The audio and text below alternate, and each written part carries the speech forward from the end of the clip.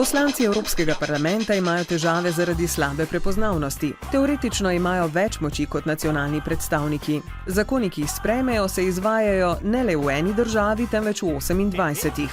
Kljub temu jih imajo za drugorazredne politike. Prave politične zvezde ostajajo v svojih matičnih državah in uživajo medijsko pozornost, v Štrasburg pa pošiljajo odslužene politike ali neznane osebnosti. Zdi se, da je Evropski parlament predaleč, da je preveč zapleten in dolgočasen.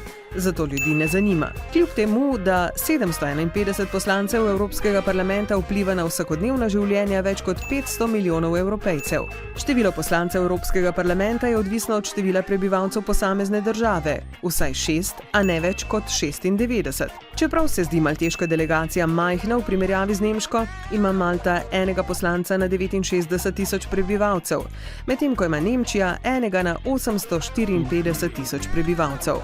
Volivci torej niso povsem enakopravni.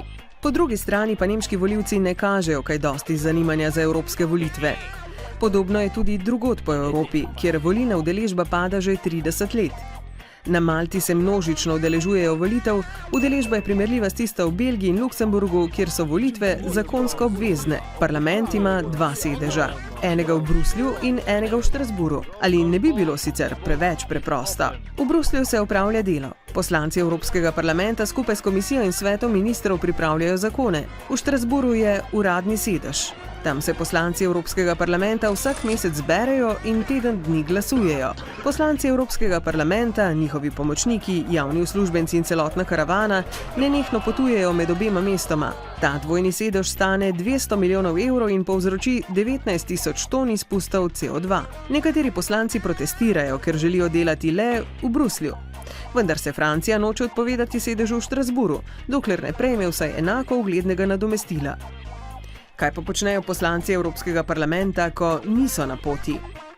Izvajajo nadzorna pooblastila, volijo predsednika komisije in zaslišujejo komisarje pred njihovim imenovanjem.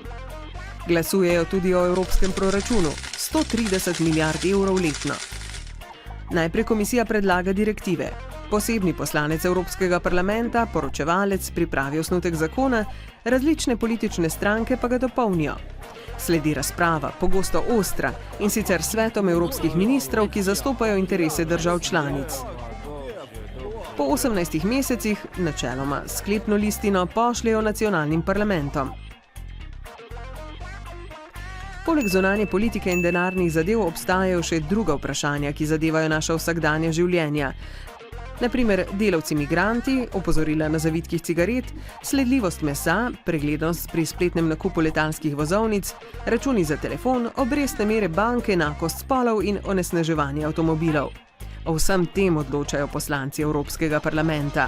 Na kratko, če želimo omejiti socialni dumping, se izogniti konjskemu mesu v lazanjah, narediti konec previsokim računom za mobilne telefone, bi bilo dobro vedeti, koga pošiljamo v Štrasburg ali Bruselj. Ali Štrasburg in Bruselj, saj razumete bistvo.